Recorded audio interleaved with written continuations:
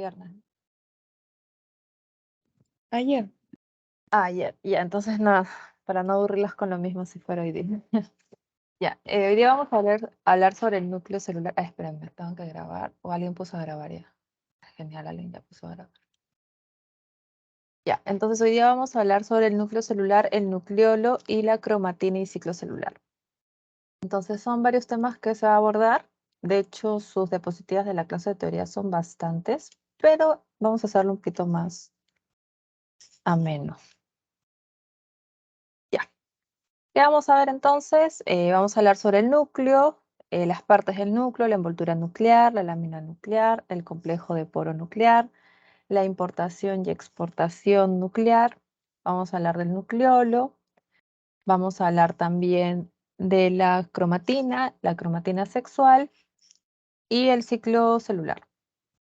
A ver, empecemos entonces con el núcleo. Ya, como sabemos, el núcleo es una característica de las células eucariotas. Las procariotas no lo tienen. ¿Qué más? Este núcleo tiene compartimientos donde se va a encontrar el ADN y toda la maquinaria necesaria para transcribir la información a ARN. Como vamos a ver, me parece en un par de clases, si no es la que viene, es la subsiguiente, se va a hablar de la transcripción de información. Vamos a hablar de transcripción, traducción de información y cómo se convierte ADN a ARN y cómo se puede dar viceversa. Pero en esta clase simplemente vamos a hablar del núcleo y sobre el ciclo celular.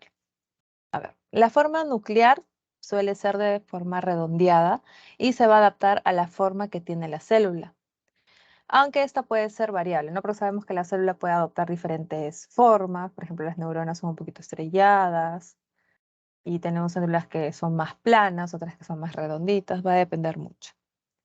La localización del núcleo generalmente es en el centro de la célula, pero también puede estar en los extremos de esta, o sea, no únicamente en la parte del medio, sino te puede ir a las periferias de la propia célula, dependiendo la composición de la misma, ¿no?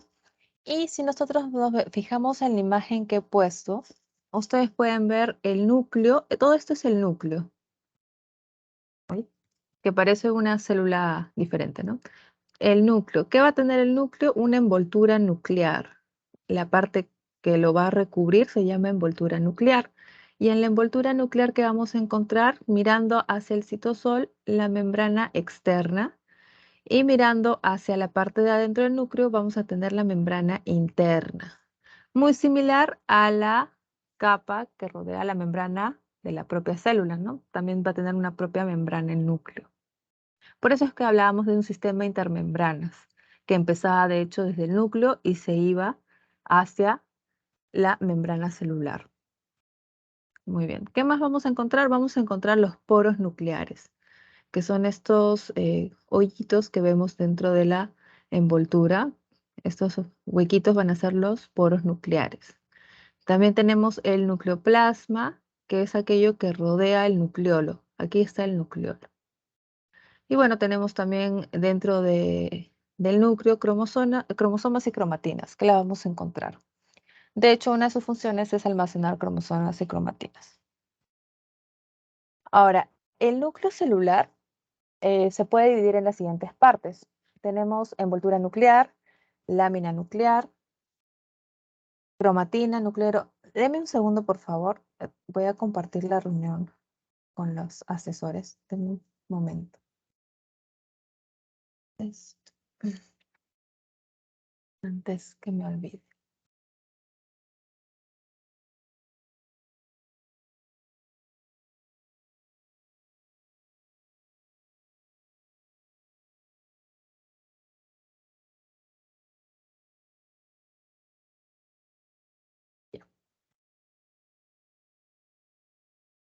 Ya, disculpen. Continuemos. Entonces, como les decía, el núcleo celular va a tener diferentes partes. Envoltura nuclear, lámina nuclear, cromatina, nucleolo y nucleoplasma.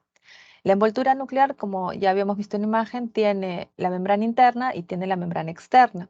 Y también va a tener el complejo de poros nucleares, que son esos hoyitos que están sobre las membranas. La cromatina tenemos dos tipos, la heterocromatina y la eurocromatina, que lo vamos a ver también más adelante. Este es el esquema principal del núcleo. Ahora, ya hablando sobre el núcleo celular, vamos a ver que este se va a encontrar delimitado. ¿Por qué? Por una doble membrana, ¿no? Ya vimos que era la membrana externa y la membrana interna. Esta delimitación que tiene el núcleo se le denomina envoltura nuclear. Dentro del núcleo también vamos a encontrar subcompartimentos que no están encerrados por membranas. Sí podemos ver que dentro del núcleo también se va a ir dividiéndose. Como lo vimos en la imagen anterior, que era un poquito más colorida, porque aquí estamos viendo microscopía óptica, es un poco diferente, electrónica, perdón, es un poco diferente.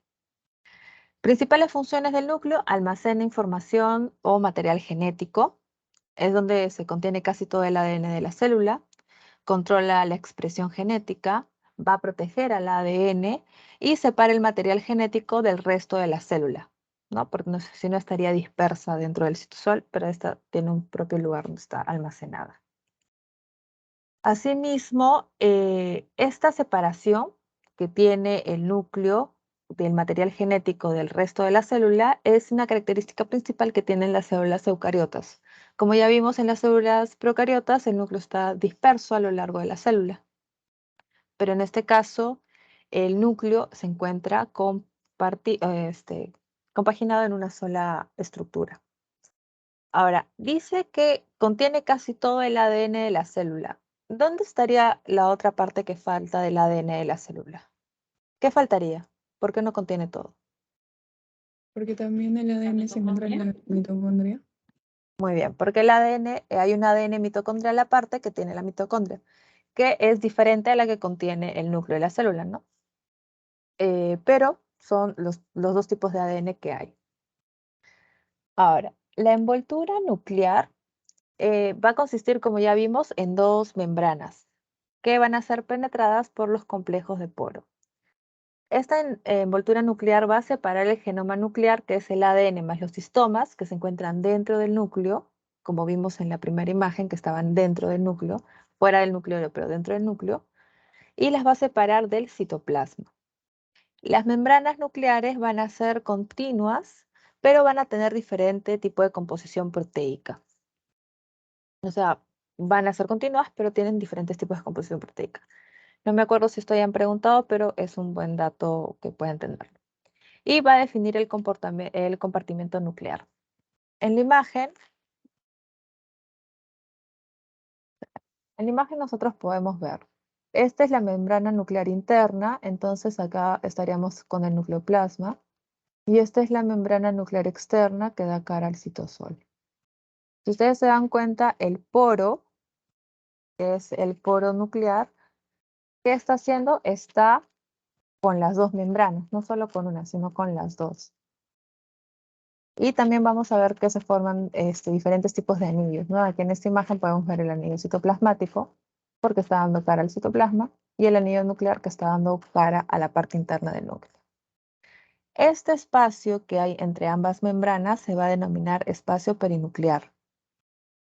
Y una diferencia importante, que creo que ahorita lo vamos a ver con más detenimiento, es que la membrana nuclear externa, ¿qué tiene? Tiene ribosomas. Como el retículo endoplasmático también va a tener ribosomas, la membrana nuclear externa también va a tener. Pero solo la externa, la interna no tiene, es lisa, no tiene ningún ribosoma. Ahora, veamos entonces las diferencias entre estas dos membranas. La membrana nuclear externa es aquella que se va a relacionar con el citoplasma, con el citosol. Y es la continuación de la membrana del retículo endoplasmático rugoso. ¿Se acuerdan cuando hablábamos del tráfico vesicular? Veíamos un sistema de endomembranas, ¿verdad? Ese sistema de endomembranas nacía desde el núcleo. De hecho, nace desde esta parte externa de la membrana. Y aquí la podemos ver en la imagen. Aquí, ¿esta cuál sería? La que estoy señalando con el puntero. ¿Interna o externa?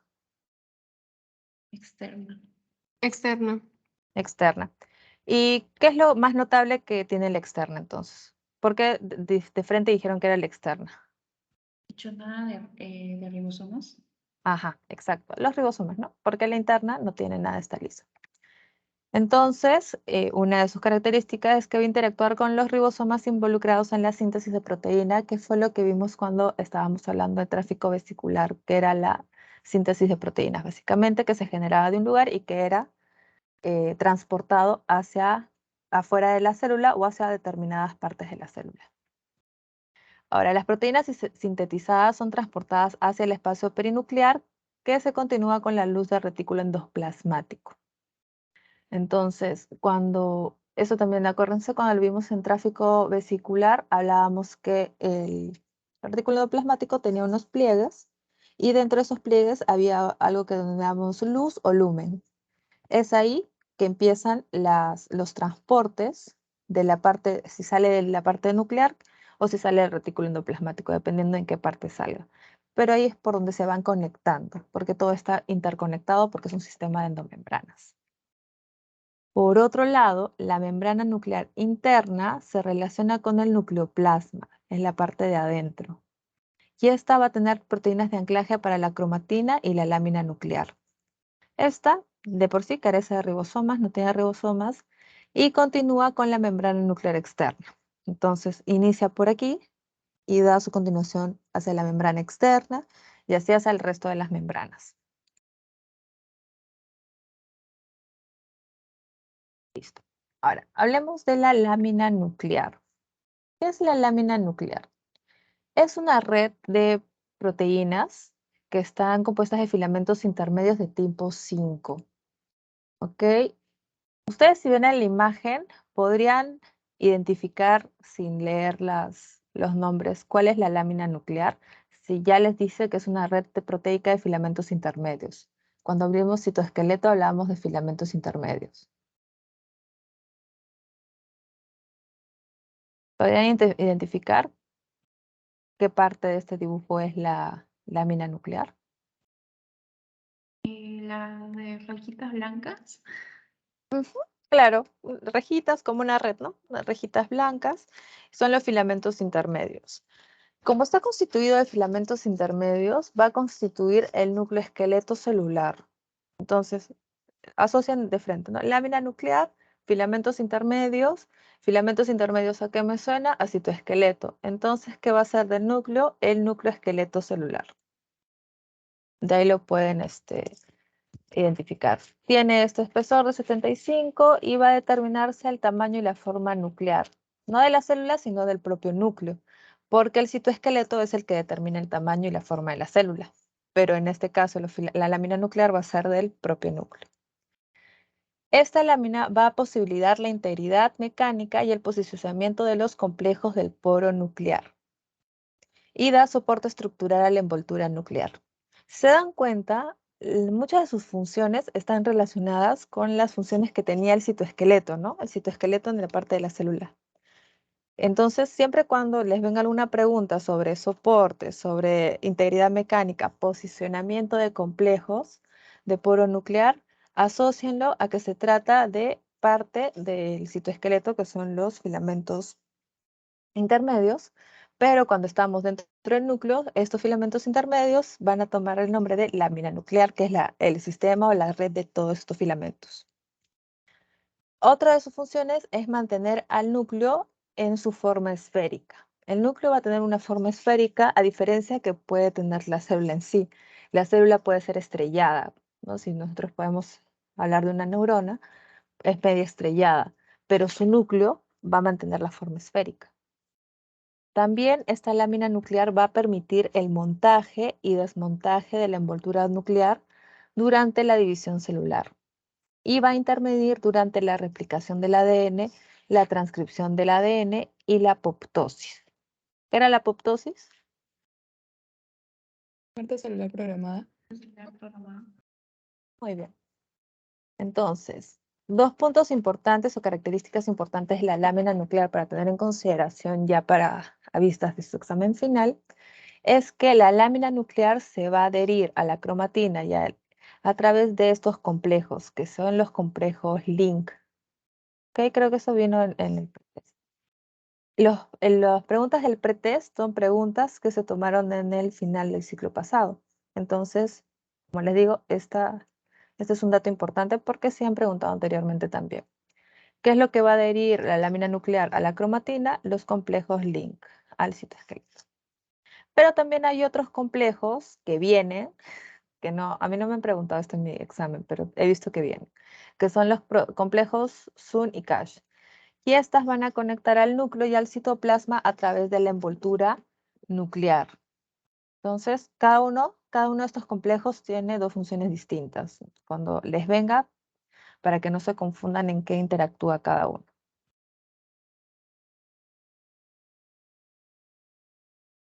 Ahora, el complejo del poro nuclear. ¿Se acordaban dónde estaba ubicado el complejo del poro nuclear? ¿Se acuerdan de la imagen que les puse? ¿En la envoltura nuclear? Para ser específico, ¿en qué parte? La envoltura externa, creo. Justo entre las dos membranas, ¿no? Acá podemos ponerlos. Acá está una parte de la membrana interna, y la otra parte de la membrana, y el complejo. Pero creo que había otra imagen mucho mejor. Acá está más grande. Y el complejo de poro nuclear, o para ser exacto, el porito, ¿dónde está? Está entre las dos. Está insertada dentro de la envoltura nuclear, pero si nosotros ponemos mayor suma de esta envoltura nuclear, vamos a ver que está insertada entre las dos membranas. No únicamente en una, sino en las dos. Ahora, la célula de un animal mamífero promedio contiene varios miles de complejos de poro nuclear. Vimos en la primera imagen que eran como unos hoyitos que tenía el núcleo y eran bastantes, ¿no? No eran uno o dos, sino eran bastantes. La membrana externa generalmente está tachonada con ribosomas y es continua con la membrana del retículo endoplasmático rugoso. Se acordaban, ¿no? Que la membrana externa, su principal característica es que está o que tiene encima a los ribosomas, y esto es lo que le permite también conectarse con el retículo endoplasmático rugoso, que es el siguiente en la línea del sistema de endomembranas. El espacio intermembrana va a ser continuo con el lumen del retículo endoplasmático, pero esto es un poquito más, o tiene más que ver con el tráfico de vesículos o el tráfico que hay entre las membranas. El complejo de poro nuclear van a ser estructuras que tienen gran tamaño. Van a atravesar las membranas nucleares de todas las células eucariotas. No son estructuras transmembranas, son complejos proteicos asociados a las membranas de la envoltura nuclear. Y las proteínas que forman parte de este complejo van a tener un nombre que es nucleoporinas. ¿Ok? Esto puede ser importante en lo último porque les están dando un nombre diferente. Entonces, ¿cómo se llaman las proteínas que forman parte del complejo del poro nuclear?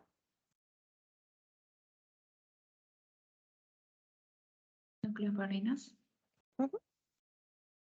Van a ser las nucleoporinas.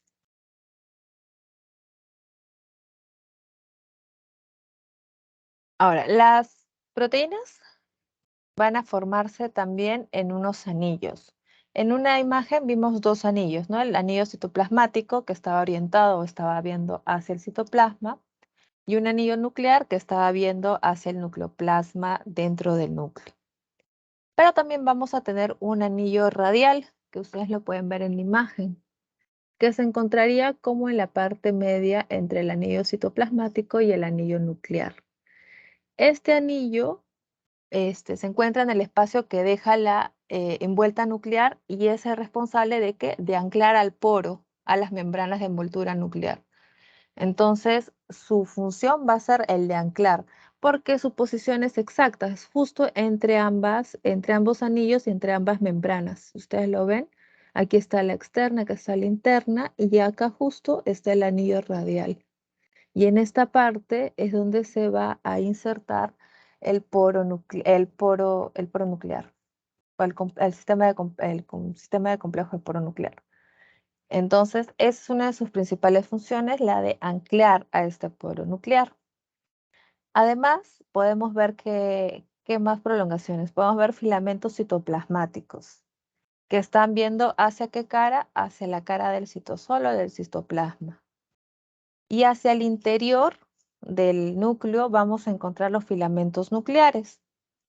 ¿Ven? Aquí están los filamentos nucleares. Entonces, por la orientación que tienen, ustedes pueden sacar el nombre. Si está viendo hacia el citosol o hacia el citoplasma, se va a denominar filamentos citoplasmáticos. Pero si por el contrario está viendo hacia el interior, se denomina filamentos nucleares. Entonces, el anillo citoplasmático, ¿a dónde estaría viendo? Hacia el núcleo plasma. El citoplasmático, ¿a dónde estaría viendo? ¿Al nucleoplasma? Ah, no, al citosol. Al citosol, muy bien. El anillo nuclear, ¿a dónde estaría viendo?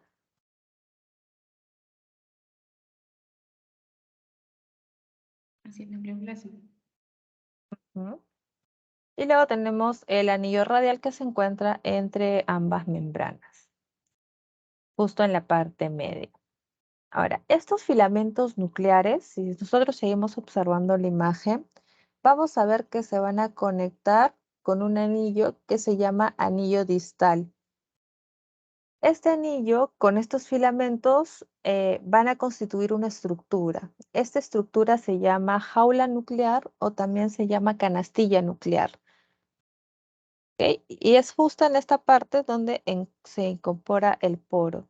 De hecho, hemos visto esta misma imagen, pero en otra, aquí, en otra presentación, donde ya está un poquito más establecido, ¿no? Con una jaulita.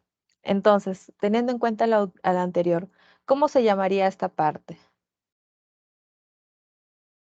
Es un anillo también, pero no es radial. ¿Cómo se llamaría este anillo?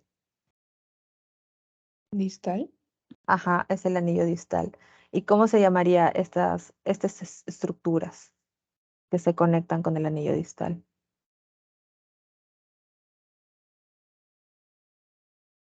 Miren hacia dónde va y qué parecen. Son unos Filamentos del núcleo plasma. nucleares, ¿no? Filamentos nucleares.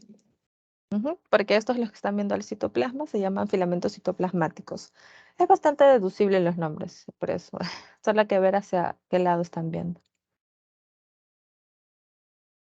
Entonces, estas son las estructuras que se forman en esta parte, en la parte del complejo de poro nuclear. A ver, continuemos. Uy, ya. Ahora, aquí podemos observar algunas características también del complejo. A ver, una masa molecular estimada tiene este peso, que es el de 125 millones de Daltons. Alrededor de 30 proteínas diferentes existen dentro de las nucleoporinas. O sea, las nucleoporinas son la familia, pero pueden haber dentro de esta 30 proteínas diferentes. Las nucleoporinas siempre están presentes en el poro nuclear en múltiples copias y se van a organizar de una manera octogonal. Esto no he visto que pregunten, pero puede ser que la forma de organización sea algo importante, ¿no? Simetría octagonal. Y aquí podemos ver otra vez el poro, que está acá. Podemos ver que la canasta nuclear, a ver, vamos a repasar. Acabamos de verla. Pero acá dice, ya, ¿cómo se llamaría en esto? Pero no lo lean. Estas prolongaciones. Filamentos citoplasmáticos, muy bien. Este primer anillo, ¿cómo se llama? Anillo citoplasmático.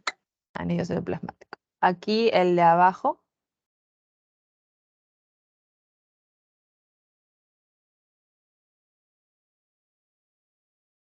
Este de acá, el que está abajo del poro. Anillo nuclear. Anillo nuclear. Este de acá, ¿cómo se llamaba? El que forma la jaula. Anillo distal. Anillo distal. Y el que el que le daría anclaje al poro, ¿cómo se llamaría?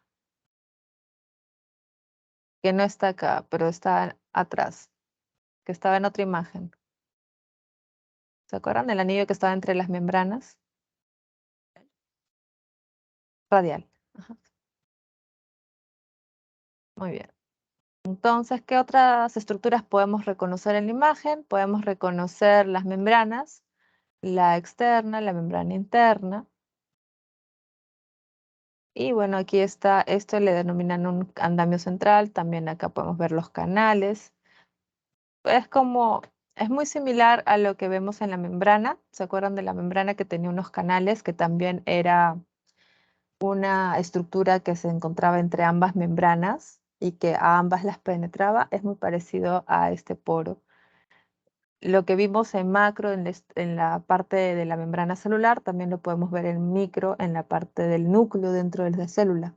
Es bastante repetitivo en la célula las estructuras. A ver, esto ya no lo hemos visto. Ya. El diámetro de un poro nuclear es aproximadamente de 8 micras. Pero va a tener un espacio útil, ¿para qué? Para que pueda pasar moléculas que se transportan. Y estas moléculas que se transportan van a ser de unos 50 micras más o menos.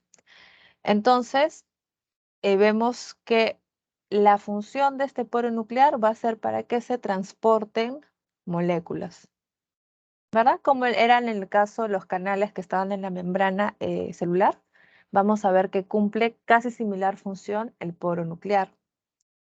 Ahora, la envoltura nuclear de una célula de un animal mamífero va a tener aproximadamente entre 3.000 a 4.000 complejos de poro nuclear. Ese puede ser un dato porque en mi examen sí preguntaron números, entonces esto yo lo resaltaría también. Ahora, el tráfico total que pasa por un complejo de poro nuclear es abundante. Esto pueden preguntarles en un verdadero y falso. Ahí tienen el dato, es abundante. Cada complejo de poro nuclear puede transportar hasta 500 macromoléculas por segundo y en ambas direcciones al mismo tiempo. Si yo les digo en ambas direcciones al mismo tiempo, ¿a qué les suena esto? ¿A qué les viene a la cabeza? Ustedes ayer han tenido esta clase en teoría. ¿A qué nos referimos cuando habla en ambas direcciones al mismo tiempo? Bidireccional. Ujú, bidireccional, pero ¿de dónde a dónde? O sea, ¿a qué se refiere? Del citosol al núcleo. Claro, es bidireccional porque acuérdense de los términos de importación y exportación, porque puede hacer ambos al mismo tiempo. Puede importar sustancias del citosol hacia el núcleo, como puede exportar sustancias que estaban dentro del núcleo hacia el citosol. Entonces, no necesita realizar una para empezar la otra, sino puede realizarlas en simultáneo. Luego, cada complejo de poro nuclear va a contener uno o más conductos acuosos a través del cual las pequeñas moléculas solubles en agua pueden difundirse pasivamente. ¿Qué significa que puedan difundirse pasivamente? Esto lo vimos cuando vimos membrana plasmática. Hablábamos de los medios de transporte y hablábamos del transporte de difusión pasiva. ¿Se acuerdan? Un gasto de energía. No hay gasto de energía y como son pequeñitas, no necesita tener canales, tampoco simplemente se difunden. Una pregunta, ¿el complejo de poro nuclear siempre hace una difusión, un transporte pasivo? No, Siempre. no siempre, sino acá hace la precisión de cuando se trate de pequeñas moléculas. Así como la membrana plasmática, que la membrana plasmática tenía transporte pasivo como tenía transporte activo, y en el transporte pasivo nos referíamos a aquellas pequeñas moléculas que por su propia composición, como son pequeñísimas, no van a necesitar de una carga de energía y no van a necesitar de tener canales, como serían el transporte facilitado o el transporte activo, sino que simplemente ingresan a la célula. En este caso, ingresan simplemente al núcleo porque va a haber unos conductos acuosos que se lo van a permitir. Entonces, acuérdense de tal vez esta parte que son pequeñas moléculas solubles en agua. Ese tiene que ser el requisito que cumplan para que haya una difusión pasiva. Ok, gracias. Y las moléculas pequeñas, que tienen que ser menores de 5.000 daltons, se difunden rápidamente por el complejo de poro nuclear y pueden considerarse una permeabilidad libre para ellos. Igual, ese también estamos hablando de una difusión rápida, pasiva, y acá nos establece cuál tiene que ser la característica que reúna. Tiene que ser menor a 5.000 Daltons. Por otro lado, las proteínas de gran tamaño atraviesan el complejo de poro nuclear. Sí, las van a poder atravesar, pero ¿de qué manera? De manera muy lenta. Esto me preguntaron a mí en mi final. Creo que se los he puesto en el pretest. Si no se los he puesto, bueno, se los menciono que esto fue una pregunta que me hicieron.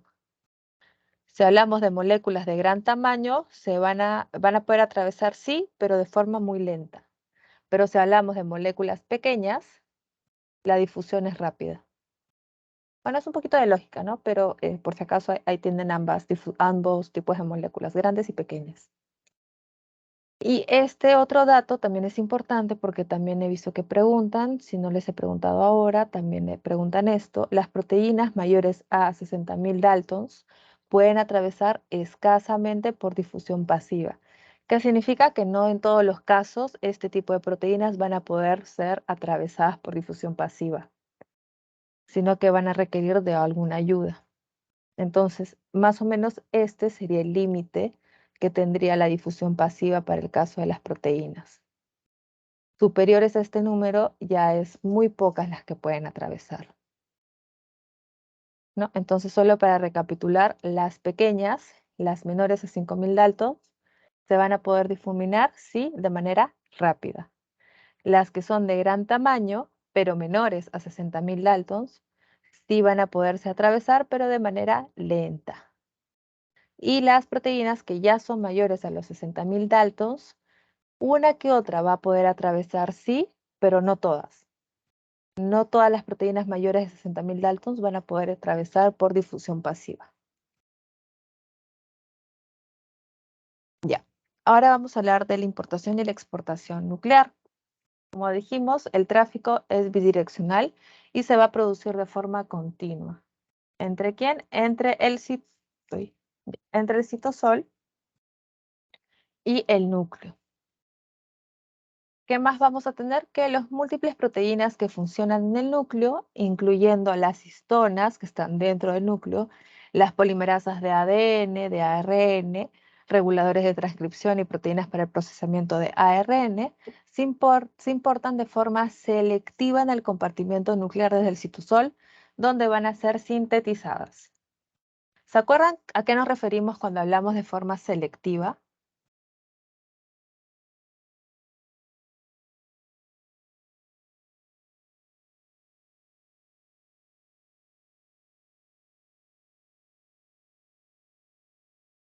Cuando hablamos de forma selectiva es que estas proteínas que van a interactuar van a ser únicamente aquellas permitidas, es decir, van a tener una denominación certera. No va a ser cualquier tipo de proteína la que va a ingresar para el procesamiento de ARN, sino únicamente las que son necesarias. Por eso es de forma selectiva. Acuérdense cuando hablábamos de los receptores o de los ligandos que solo aceptan a un tipo de proteína o a un tipo de macromolécula, es porque es selectivo y solo lo va a aceptar a este. Igual aquí, para que ellos puedan aceptar entre la importación y la exportación, se va a dar de manera selectiva a lo que se debe hacer, a lo que necesita que el núcleo haga. Si no va a cumplir ninguna función, no tiene por qué entrar. Ahora, al mismo tiempo, casi todos los ARNs, como los ARNs mensajeros y los demás ARNs, van a ser sintetizados en el compartimento nuclear y después de haber sido sintetizados en el compartimento nuclear, van a ser exportados al citosol. Y solo después de haber sido debidamente modificados en el núcleo. O sea, ¿qué se tiene que realizar primero?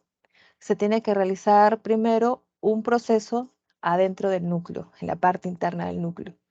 Este proceso es el procesamiento de ARN mensajero. Solo cuando ya se ha realizado este proceso dentro del núcleo va a poder ser exportado, es decir, va a poder ser lanzado hacia el citosol. Estos vamos a ver a mayor detenimiento porque sí hay una clase sobre la transcripción, traducción, como les había mencionado, y ahí se va a ver mayor detenimiento, pero la síntesis del procesamiento de ARN mensajero se realiza dentro del núcleo y luego es exportado hacia el citosol.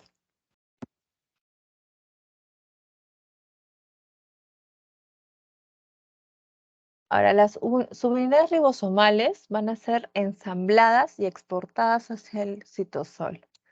¿Dónde son ensambladas? Son ensambladas en el núcleo.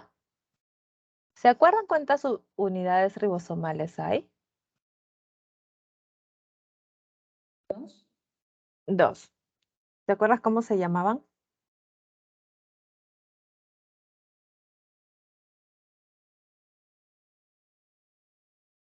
Es fácil, la mayor y la menor. La mayor es la más grande y la menor es la más chiquita.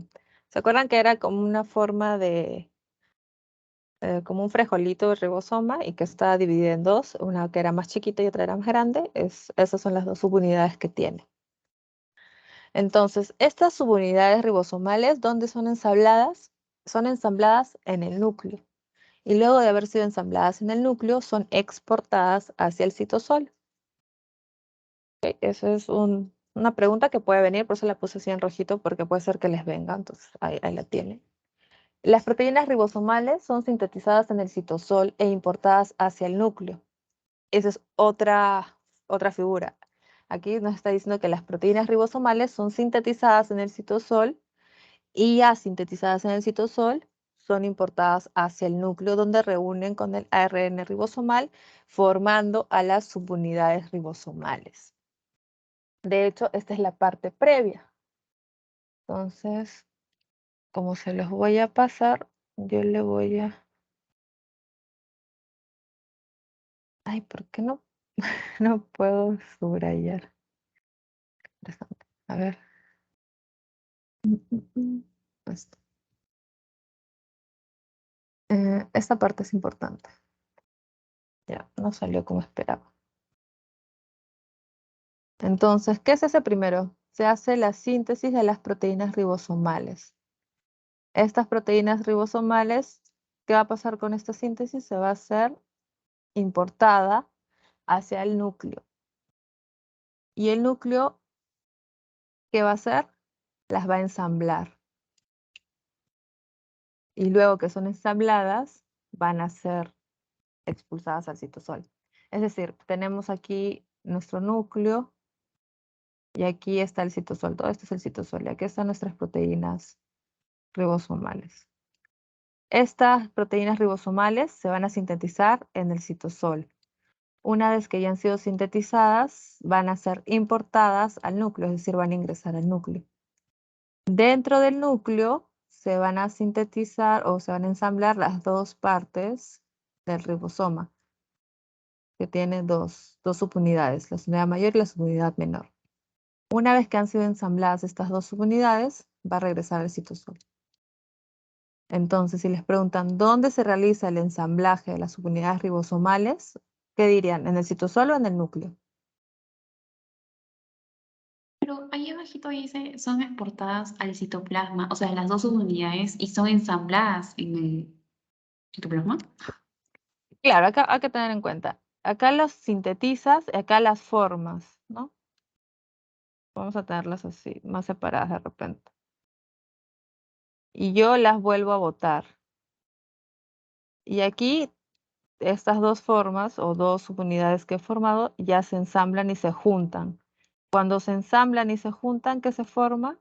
El ribosoma. Entonces, ahí lo que sugiero que ha querido decir su teoría es que el ensamblaje final, o sea, es decir, ya cuando se forma finalmente el ribosoma, es lo que se da ya afuera, en el citoplasma. Pero el ensamblaje de cada una de las subunidades, ya no sé dónde dibujar, pero digamos que cada una de las subunidades, esto se da en el núcleo. Sí, porque en la teoría, incluso como característica del núcleo, pusieron ensamblaje del ribosoma en el núcleo. Pero, o sea, no lo pusieron como ensamblaje de las subunidades ribosomales. y por eso Es eso la entiendo. pregunta. Ujú. Claro, cuando me pasaron a mí la teoría, era, en este caso, tú tienes, bueno, vamos a tratar de borrar un poquito.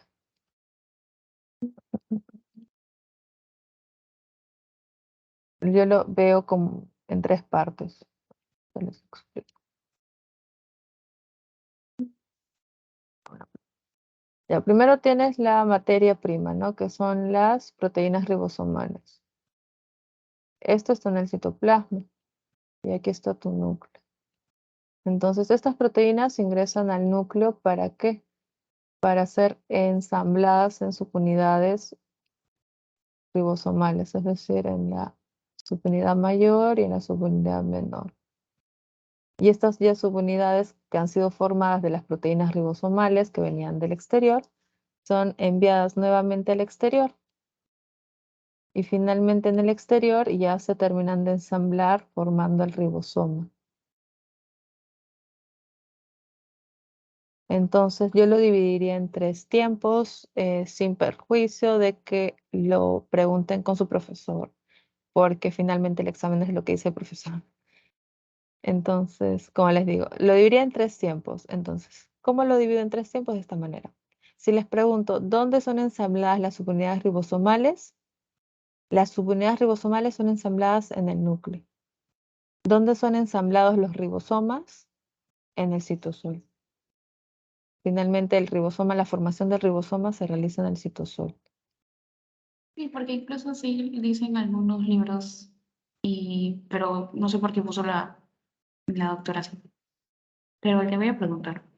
Sí, Gracias. sí, les sugiero bastante que lo consulten para que ustedes tengan en claro porque el parcial y el final siempre es de lo que dicen los doctores y nosotros lo sabemos bien porque ya hemos tenido también problemas porque a veces un libro dice una cosa, el doctor dice otra cosa y no sabes a veces de dónde tomar la respuesta. Es mejor tomar la respuesta de lo que dice el profesor porque así tienen también chance a reclamar si hubiese algún problema, ¿no?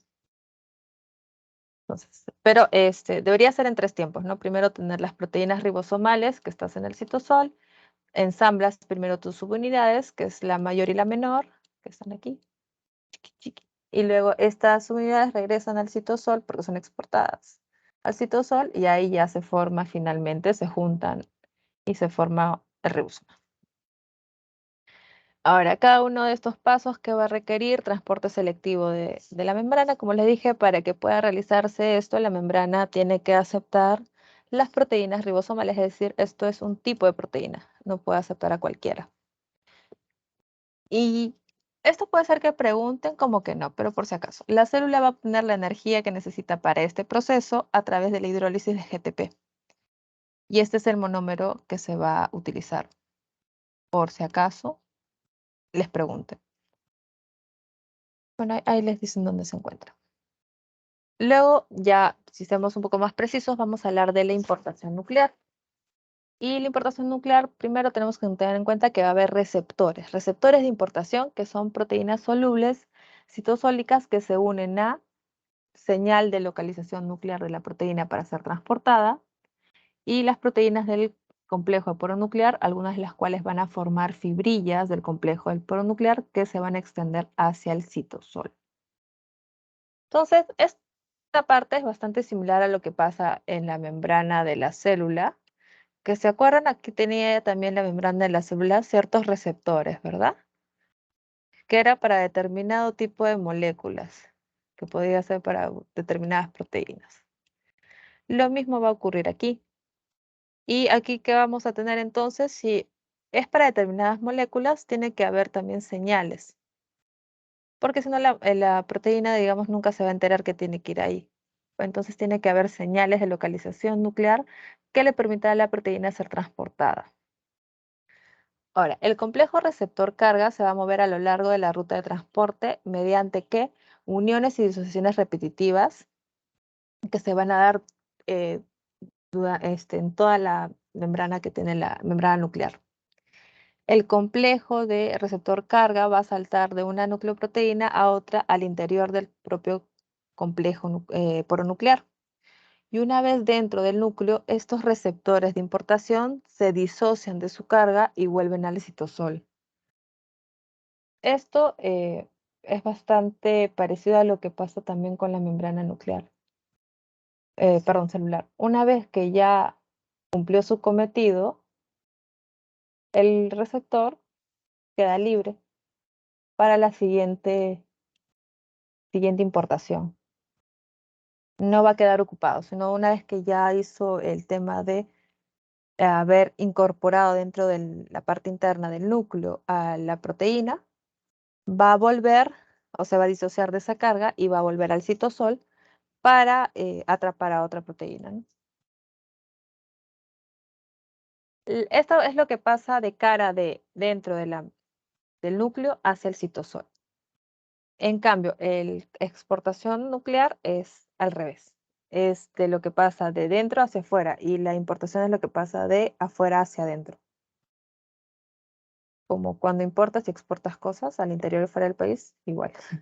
Entonces, en el caso de la exportación nuclear, el sistema de transporte se basa en las señales de exportación nuclear de las macromoléculas a exportar, así como de los receptores complementarios de la exportación nuclear. Entonces, ¿qué vamos a tener aquí? Vamos a tener que hay macromoléculas, que es lo que se transporta.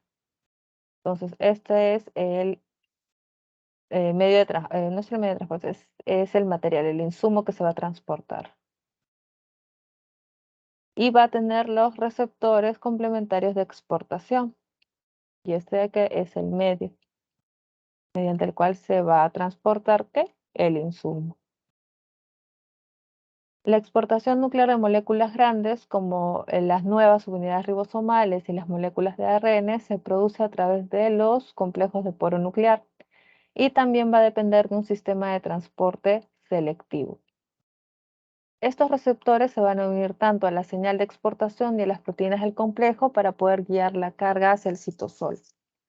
Entonces, como es similar a lo que hablamos de receptores, es importante el tema, que recuerden el tema que hay señales, tienen que haber señales, tanto para la importación como para la exportación. En ambos tiene que haber un sistema de señales. En el caso de la importación se hablaba de señales de localización que permitía a las proteínas ser localizadas para que sean transportadas. Y acá estamos hablando también de señales que tienen que ser emitidos por los receptores. Entonces, en ambos se va a utilizar señales. Eso es con respecto a la importación y exportación. Luego tenemos a la cromatina y las cromosomas. ¿Alguien se acuerda qué es la cromatina?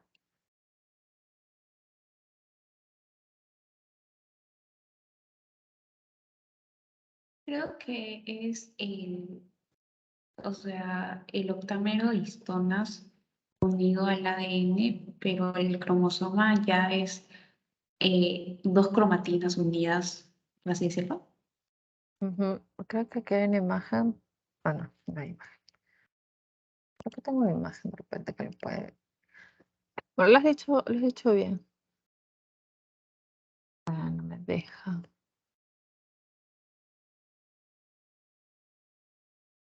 Ah, no, creo que tengo que salir para poder hacerlo. ¿Siguen viendo la presentación si salgo? No. Ah, sí, eso pasa. Eso no me quedaba claro. Y ahorita lo vuelvo a compartir. Voy a poner la imagen con la cromatina y el cromosoma. A ver, volvemos a compartir.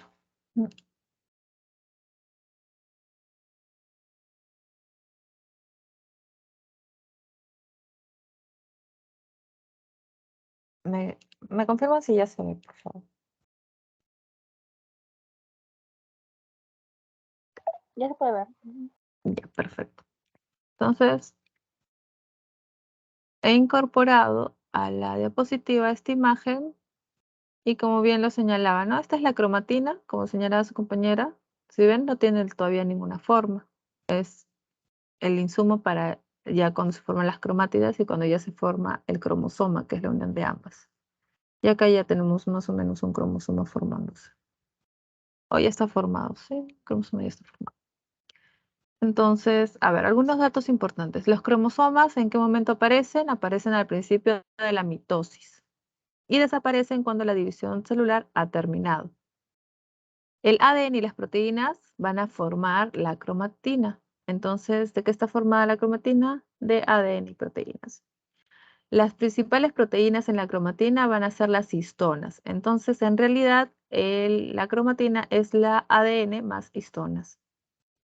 Y las histonas van a ser pequeñas proteínas con una alta proporción de aminoácidos básicos, que son arginina y lisina. De esta parte, lo que podrían preguntarles, a ver, se los voy a resaltar, son estos aminoácidos básicos, arginina y lisina. Porque esto sí lo saben, pero por si acaso, ¿no? ¿En qué momento aparecen los cromosomas? Al inicio de mitosis. ¿Y cuándo ya no las vas a ver? Cuando ha terminado la división celular. En ese momento ya desaparecen. ¿De qué está formado? Es ADN más histonas.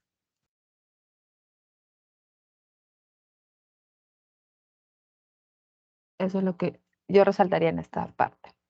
Ahora, van a existir 5 tipos de histonas que nos van a interesar, que son estas de acá. Vas a tener H1 o histona, H2A, H2B, H3 y H4. Estas son las 5 histonas que nos van a interesar, ¿ok? Para esta parte, si les preguntan. Y aquí les pueden dar mayor precisión de cada una de ellas. Pero ¿en qué proporción nos es importante? En esta proporción. De hecho, creo que esto les he preguntado, porque han preguntado en parciales. Va a ser 2 subunidades de ¿qué? De H2A, H2B, H3 y H4. Estas son las proporciones que nos van a interesar. Entonces, ¿qué más podemos decir de la cromatina? Es la unidad básica estructural del nucleosoma. Perdón, al revés. La cromatina, la unidad básica de la cromatina es el nucleosoma. Y el núcleo del nucleosoma está formado ¿por qué? Por un octámero constituido por 2 subunidades de las siguientes histonas, que son estas. Entonces, cuando les pregunten de qué está constituido el núcleo del nucleosoma, les van a decir, van a acordarse que es un octámero, pero ¿de qué exactamente es el octámero? De estas histonas. Esto se han preguntado, entonces, para tenerlo en cuenta. Es fácil, porque todas son dos unidades, solo hay que acordarse qué tipo de histonas son. Entonces, de cajón va el H3 y el H4, y en el H2 tienen que ser las dos, A y B. Ahora, tenemos la organización estructural del nucleosoma. El nucleosoma va a tener un núcleo proteico, es decir, compuesto de proteínas, exactamente por 8 moléculas de histonas. Como dijimos ya, las histonas son un tipo de proteína. Entonces, si el nucleosoma tiene un núcleo proteico, es de 8 moléculas de histonas, que acabamos de verlas. Después de la disociación del nucleosoma aislado con su núcleo proteico y ADN, se puede determinar la longitud del ADN que está enrollado alrededor del núcleo. El ADN, ¿se acuerdan más o menos cuánto mide un ADN?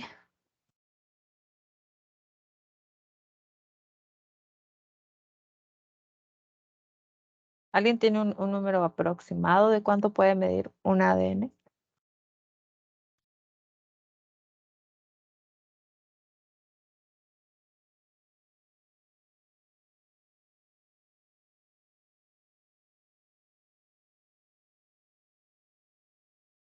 ¿Es más grande o más pequeño que el ADN mitocondrial?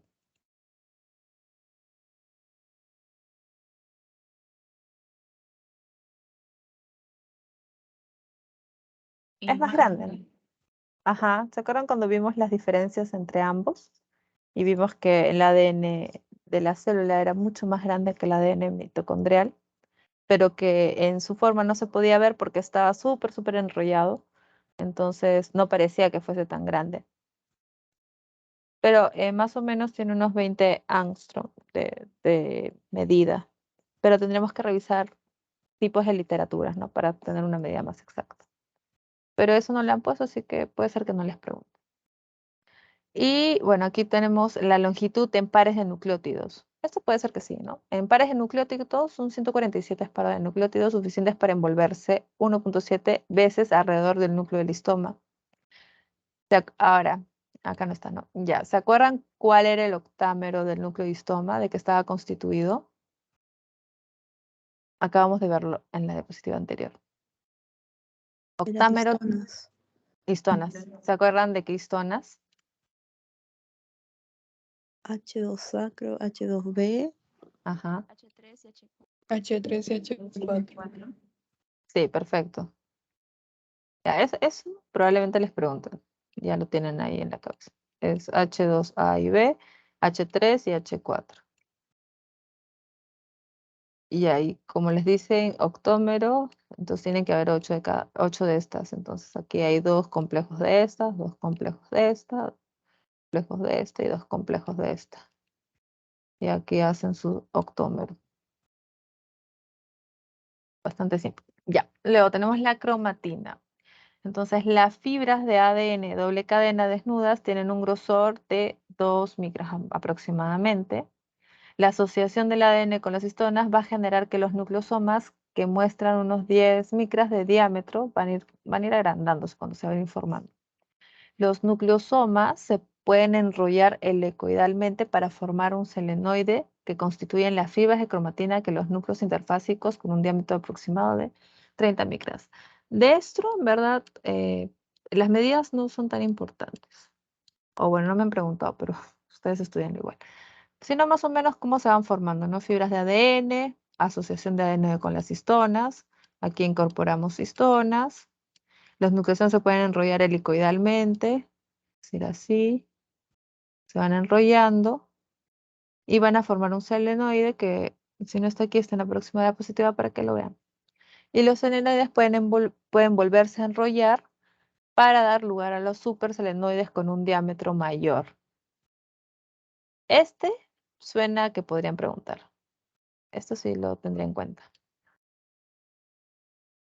Si les preguntaban los superselenoides qué diámetro tienen aproximadamente, o si les preguntan, como suelen hacerlo, el superselenoide es menor de 30 micras. No, pues no, es mayor, es de 400 a 600 micras en realidad. El selenoide solo podría ser aproximadamente de 30 micras. Y aquí también tenemos esta división que también preguntan, que es de la cromatina. La heterocromatina y la eurocromatina, que eso me parece incluso lo preguntan en los trabajos. ¿Se acuerdan la diferencia entre ambos?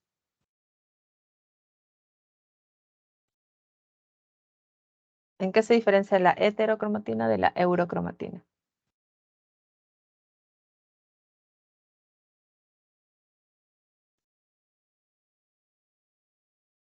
Ya, para empezar, la heterocromatina como la eurocromatina son 2 tipos de grados de empaquetamiento. Entonces, uno tiene que ser mayor y uno tiene que ser menor. La cromatina mayoritaria es la que constituye la mayor parte del núcleo y esta recibe el nombre de eurocromatina y se encuentra relativamente sin condensar y distribuida por el núcleo. Sin condensar y ¿dónde está? Por el núcleo y es la mayoritaria. Mientras que la cromatina minoritaria es la heterocromatina y esta se encuentra en un estado muy condensado. Es transcripcionalmente inactiva y contiene secuencias de ADN altamente repetitivos.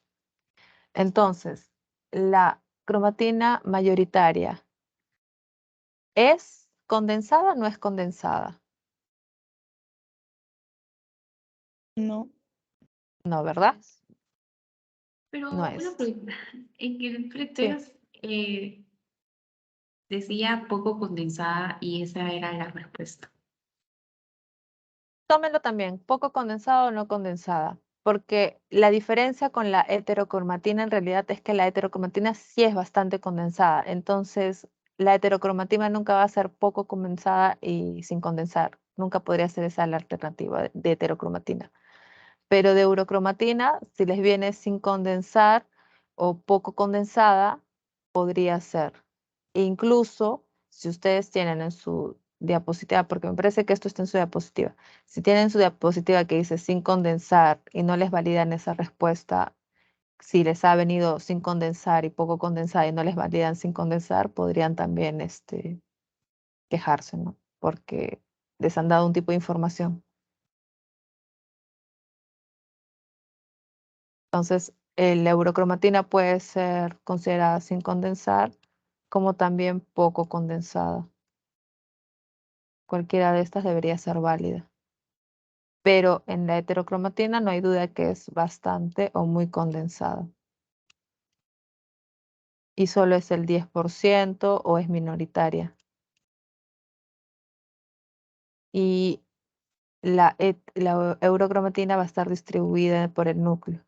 Pueden sacarlo también o pueden preguntarles cuál es la que está distribuida por el núcleo. La eucromatina, perdón. Y la heterocromatina, que tiene secuencias de ALTN altamente repetitivas.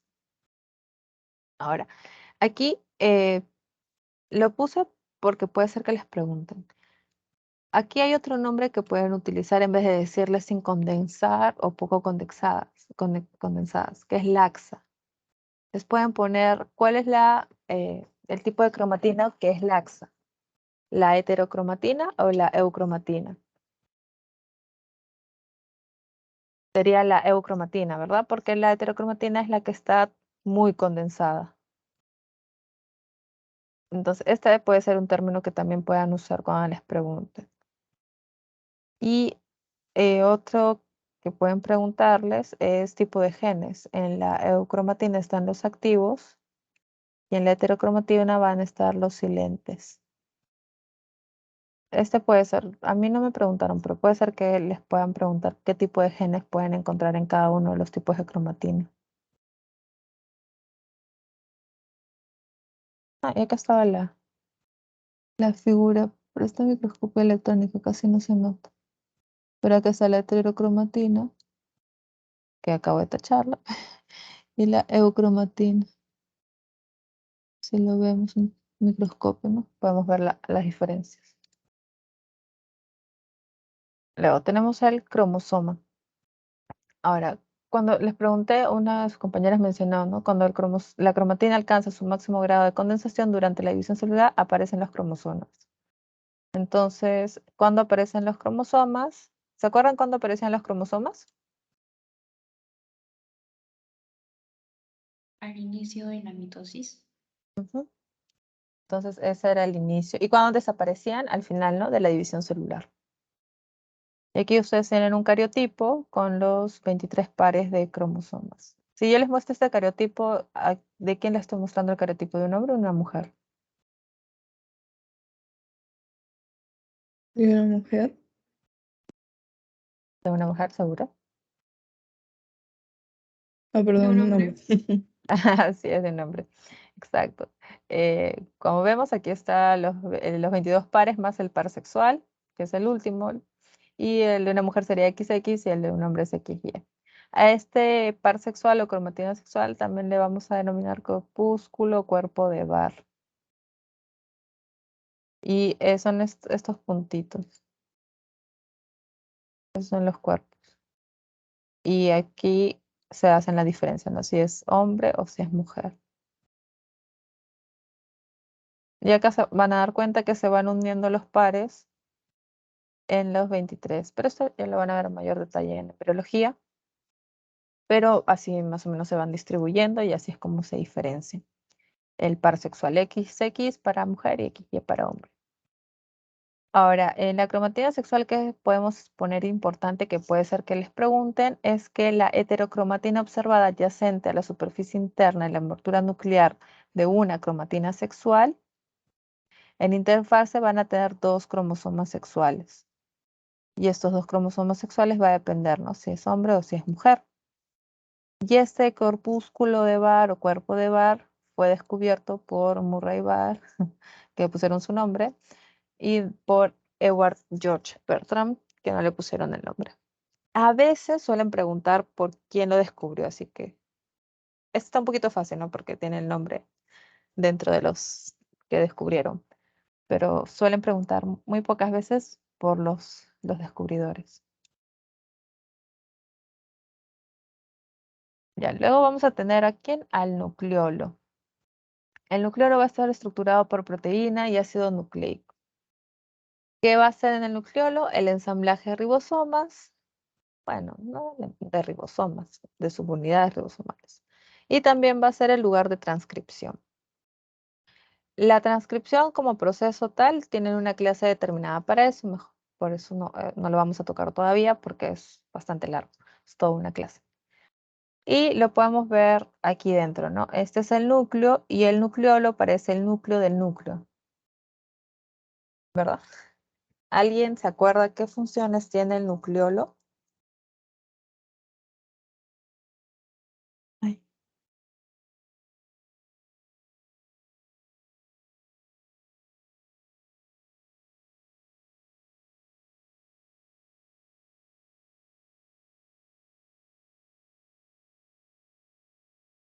Bueno, su principal función es que va a ser el lugar donde se va a sintetizar el ARN ribosómico y donde se van a ensamblar las unidades ribosómicas.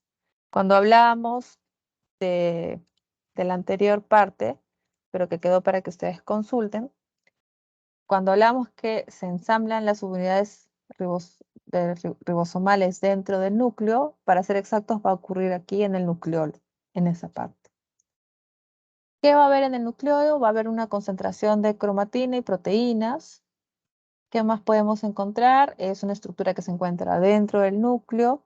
Es una estructura visible cuando nosotros usamos tinciones y si nosotros lo vemos, no es exactamente esférica, pero podemos distinguirla de otras partes, ¿no? O sea, de una tinción podemos nosotros verificar que el núcleo se encuentra dentro, el nucleolo se encuentra dentro del núcleo. Ahora, el nucleolo va a permitir que la cromatina se reorganice para poder constituir los cromosomas. Es una de sus funciones también.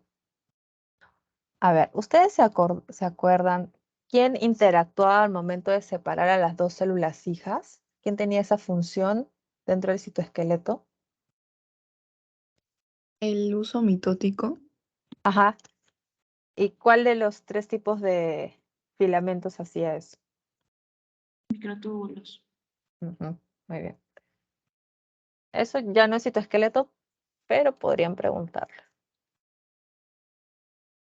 Bien, luego tenemos el ciclo celular, que me parece, ¿no? Bueno, en su clase de teoría lo hablaron bastante general, no preguntan mucho, pero vamos a ver qué podemos decir. A ver, vamos a tener dos fases importantes dentro del ciclo celular, que va a ser la interfase y la fase mitótica.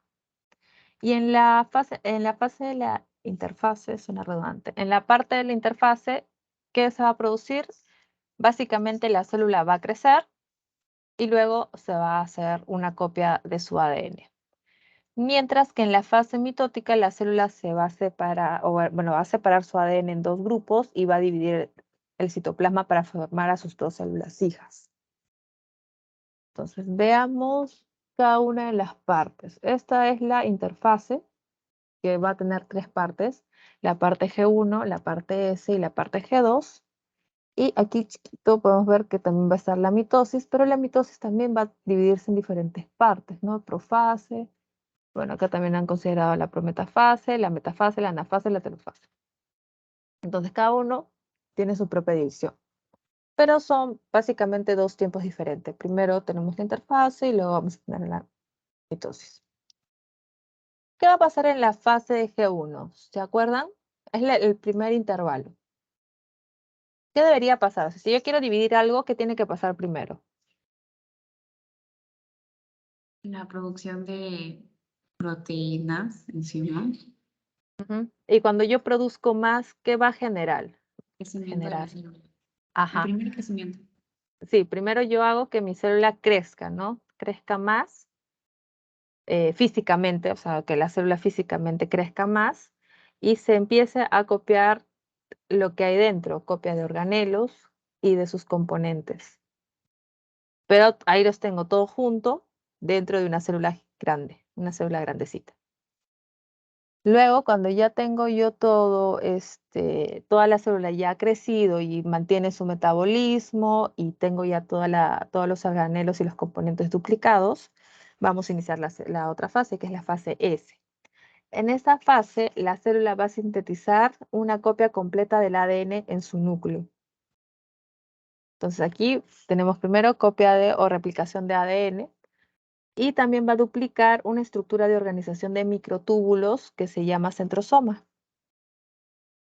¿Para qué nos va a ayudar esto? Para separar el ADN durante la fase de la mitosis. Entonces, en esta fase, ¿yo qué voy a tener? La replicación del ADN y la duplicación de los cromosomas. Y también vamos a tener la duplicación de la estructura de los microtúbulos, pero solo la duplicación, no, nada más. No se está haciendo nada más, no se está separando nada todavía. Luego vamos a entrar a la fase G2. Y durante esta fase, que también le denominamos segundo intervalo, la célula crece más, hace más proteínas, hace más organelos y comienza a organizar su contenido. O sea, más que organizar, reorganizar, porque ha duplicado todo lo que tenía, entonces tiene que reorganizar su contenido. ¿Para qué? Porque se va a empezar a preparar para la parte de la mitosis. Entonces ya más o menos tiene que delimitar que se están formando dos células diferentes, pero todavía no está separándose nada, sigue estando completa. La fase G2 va a terminar cuando empieza la fase de la mitosis. Entonces, a la fase G2 también le pueden denominar como la fase de preparación para la mitosis. Y es que la célula termina de crecer en esta fase ya totalmente antes de ser dividida. Entonces también le dicen la fase de preparación para la mitosis. A estas tres fases, ¿cómo les llamábamos? ¿Cuál era el nombre de estas tres fases en general? Interfase. Interfase, ¿no? Ya, muy bien. Entonces ya tenemos la interfase. Ahora vamos a entrar a la fase mitótica o mitosis. Durante la mitosis, ¿qué va a pasar? La célula va a dividir su ADN duplicado y su citoplasma para hacer dos nuevas células, a las que se les denomina células hijas. En la fase de la mitosis, dependiendo de qué literatura sea, pero si seguimos las imágenes, porque creo que no he puesto más que imágenes en esta parte, pero en la parte de imágenes nosotros podemos ver que lo ha dividido en dos partes principales, la mitosis como tal y la citocinesis. Entonces vamos a tener dos partes. La mitosis como tal, que va a englobar a diferentes partes como la profase, metafase, anafase y telofase, y una última parte que denominamos citocinesis. Ya, entonces, al igual que en la anafase, también tenemos dentro de la mitosis otras fases. Empecemos entonces con la mitosis en sí mismo, ¿no? En la mitosis, en sí mismo, el ADN nuclear de la célula se va a condensar en cromosomas visibles y va a ser separado por el uso mitótico. Una estructura especializada a base de ¿qué? Me lo acaban de decir. De microtúbulos. A base de microtúbulos. Muy bien. Esta estructura a base de microtúbulos va a ser la que finalmente ayude a la separación. Y como sabemos, la mitosis va a ocurrir en 4 etapas básicamente, ¿no? Aunque aquí han aumentado una, pero son básicamente 4. La profase, la metafase, la anafase y la telofase. La profase la pueden dividir, que puede ser en profase propiamente dicha o prometafase también. Esta puede ser dividida en dos también, como en esta imagen lo han dividido.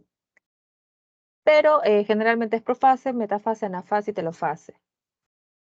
Luego tenemos la citocinesis. ¿Y qué pasa en la citocinesis? El citoplasma de la célula se va a dividir en dos, lo que va a formar a las dos nuevas células hijas. La citocinesis generalmente comienza apenas termina la mitosis, con una pequeña superposición. Apenas termina una fase de la mitosis, que sería la última, la telofase, vamos a tener la citocinesis, que es la parte final. Y la podemos, bueno, aquí no hay imágenes, pero es la última fase en donde ya tenemos a nuestras dos células hijas. ¿Y qué podemos ver? Si nosotros quisiéramos ver las diferencias que ocurren dentro de las fases dentro de la fase de la mitosis, podemos ver básicamente cuatro, ¿no? La profase, la metafase, la anafase y la telofase. ¿Ustedes qué diferencias ven en estas fases?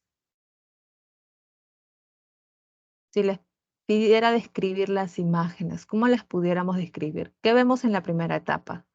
¿Qué se ve en la profase?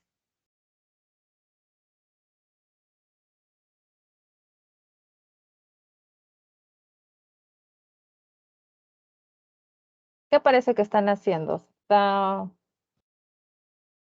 reorganizando? ¿Qué les parece que está haciendo la célula?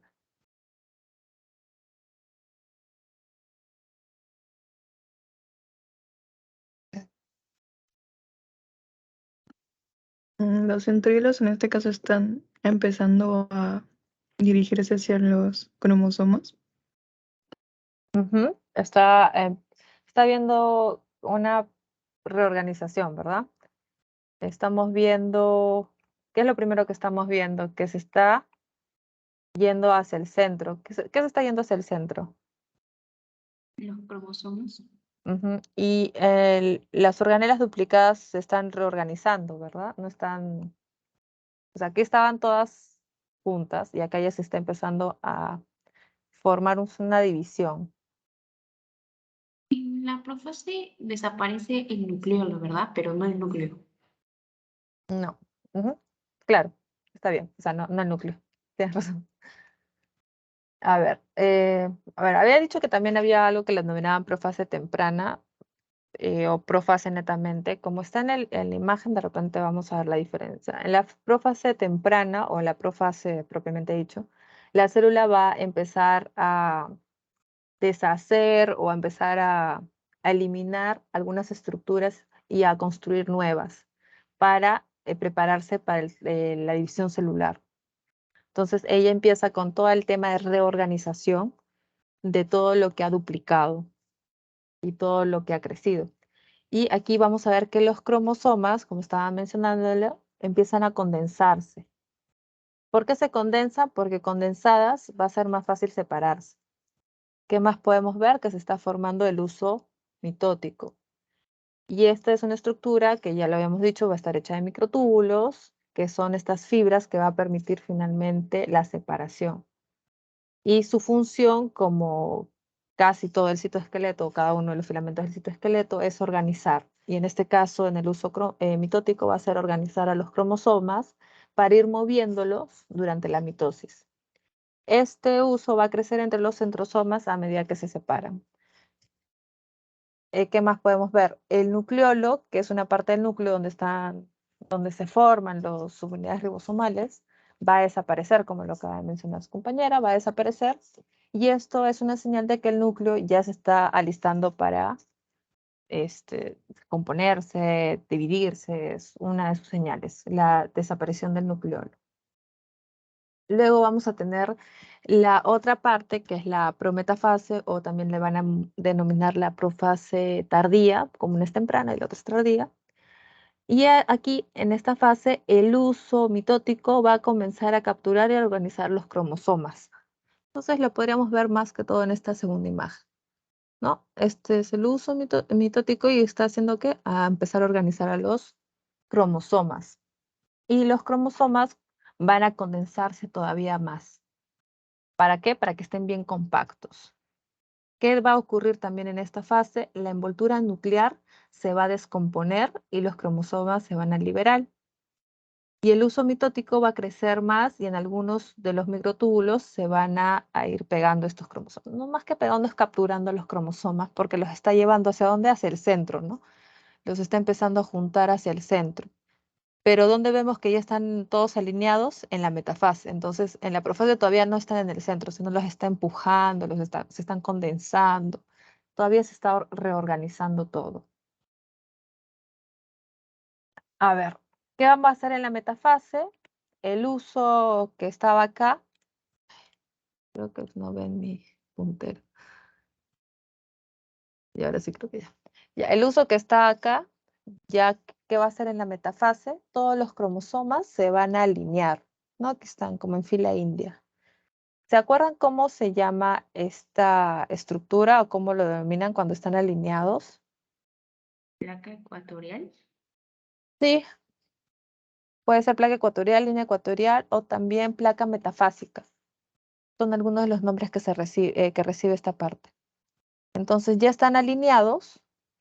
Aquí todavía no están alineados, ojo. Si les preguntan, ¿dónde están alineados? Es aquí. Aquí recién están empujándolos al centro. Aquí ya están en el centro. Ya. En esta etapa, ¿qué va a hacer? Cada uno de los cinetocoros de cada cromosoma se tienen que unir a los microtúbulos de los polos opuestos de los usos. Entonces, bueno, aquí es una imagen como un dibujo, casi no lo vamos a ver, pero ¿para qué se unen? Para que luego estos usos los puedan jalar.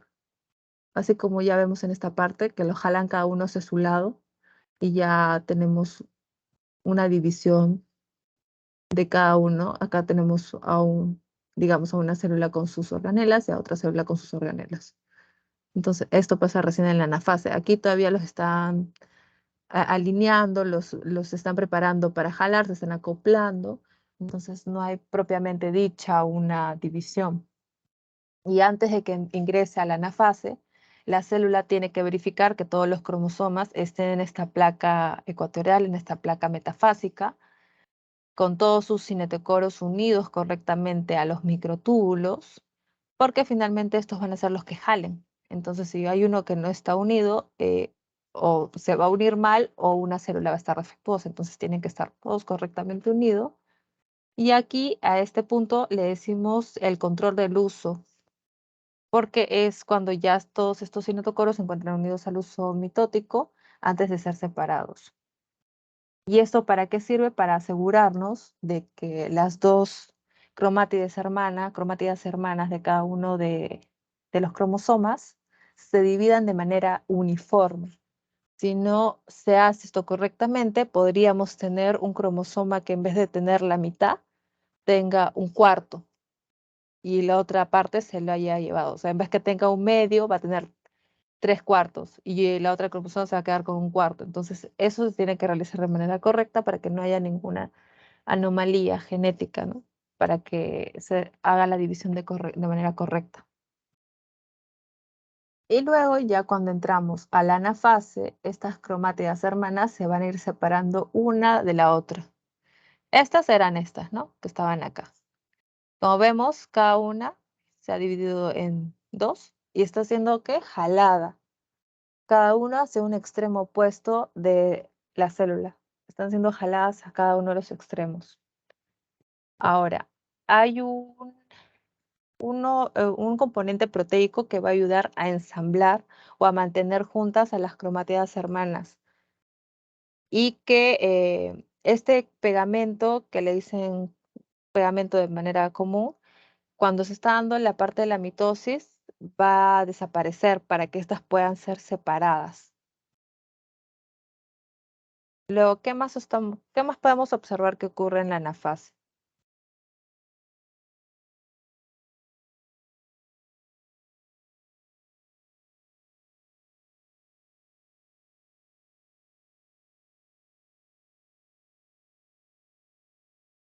Bueno, ¿qué más ocurre en esta parte? Tenemos también algunas proteínas que van a involucrarse para poder realizar. Vemos gran parte del trabajo o gran parte del protagonismo de la anafase como de la metafase, pero más en la anafase es la función que cumplen los microtúbulos, ¿no? Porque son los que finalmente están jalando a las cromátidas hermanas, las están jalando a los extremos.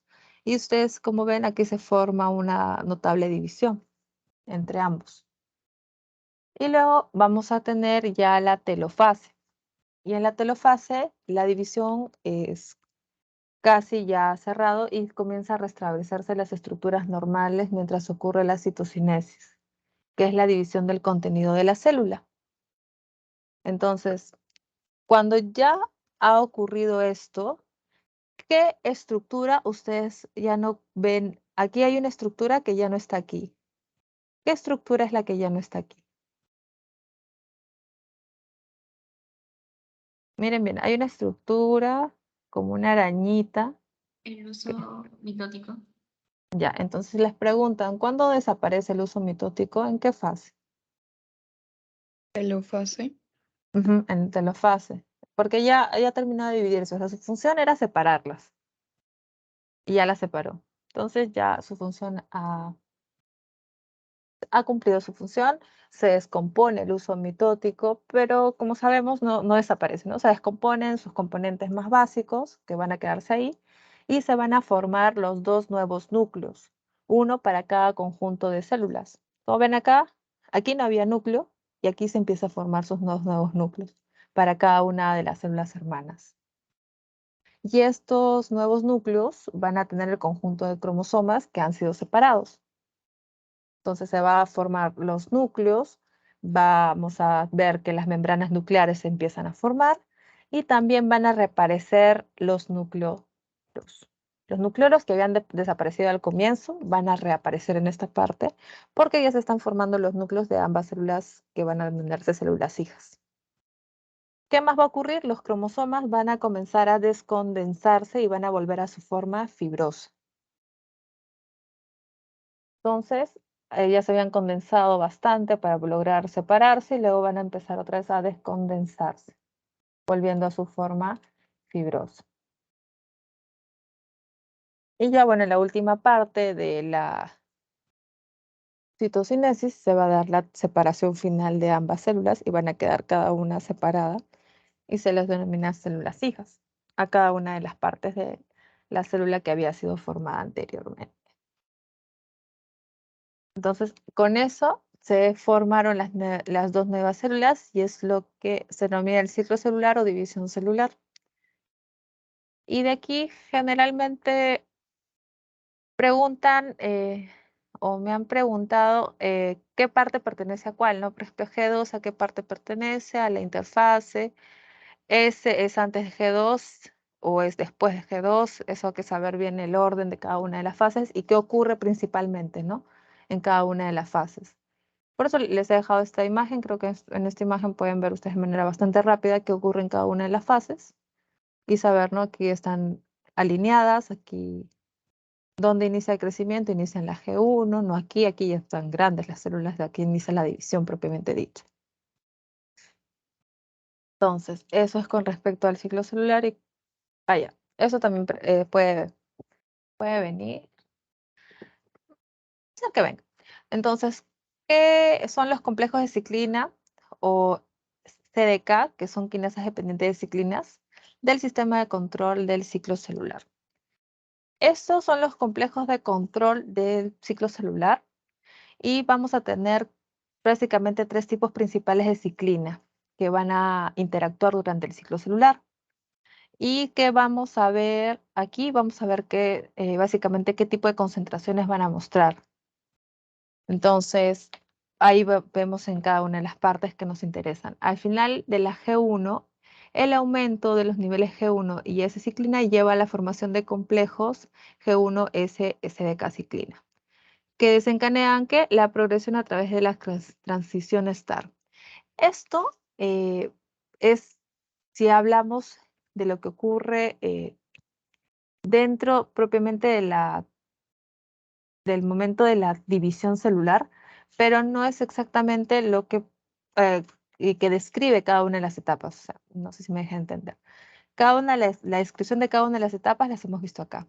Y esto es simplemente los complejos de control que van a interactuar. Y aquí vamos a tener qué complejos interactúan en cada una de las fases que mencionan, ¿no? Por ejemplo, vamos a tener que son tres tipos principales de complejo de ciclina. La primera va a surgir cuando, al finales de G1.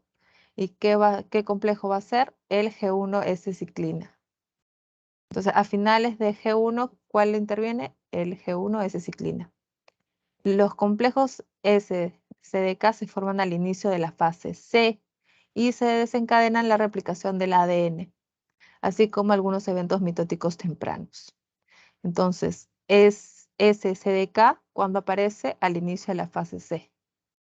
Acuérdense, cuando en estos temas generalmente preguntan cuándo aparecen y cuál es el producto. En este caso, cuando aparece al inicio de la fase C, S, ¿Y cuál es el que aparece? El SCDK.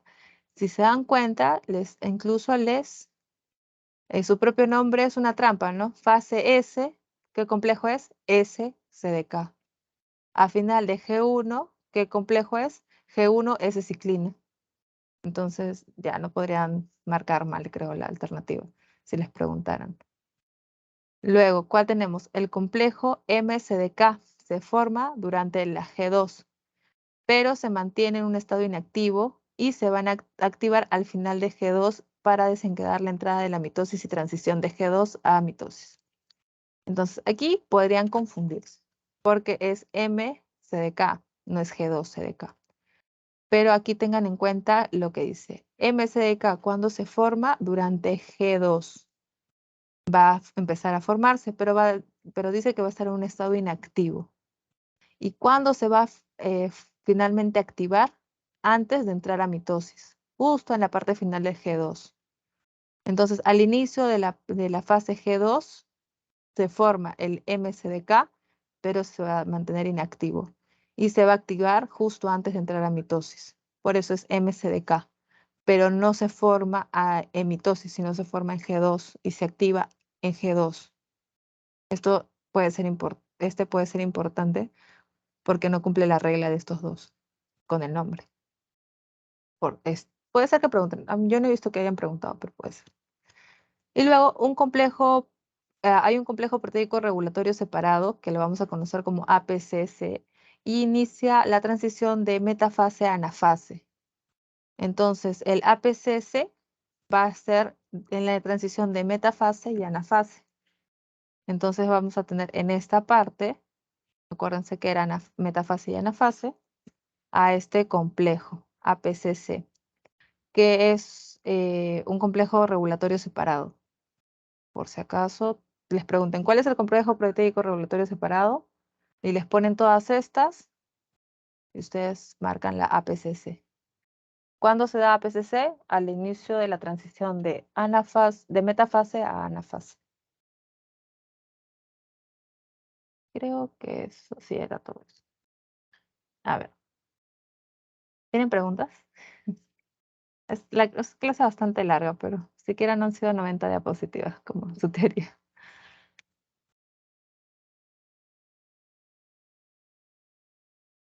Chicos, ¿ya se fueron?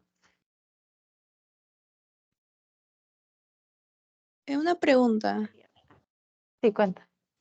Sobre la fase G0, no creo que pregunten eso. Sí. Fase G0, claro, en algunas literaturas también consideran a una fase G0, ¿no? Por ejemplo, en las imágenes que les mostré, que eran de parte de su teoría, porque preferimos usar parte de su teoría para que no haya lugar a reclamo luego en sus parciales y finales, ustedes tengan el material que el profesor les ha presentado, pero no había una fase G0 en esas figuras que he pasado.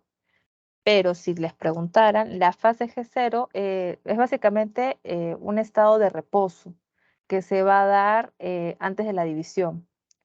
Y en esta célula, para que se pueda empezar a darse la parte mitótica, le dicen, como saben, la división celular es un ciclo, ¿no? Un ciclo que va a ir dándose cada tanto. O sea, termina y vuelve a empezar, termina y vuelve a empezar. Y el G0 es la fase de reposo, es decir, es la fase en que termino yo con la citocinesis, reposo y vuelvo a iniciar con G1, S, G2, mitosis, citocinesis. G0, G1, S, G2. No sé si me deja entender. Una fase de reposo. Ah, ok, gracias.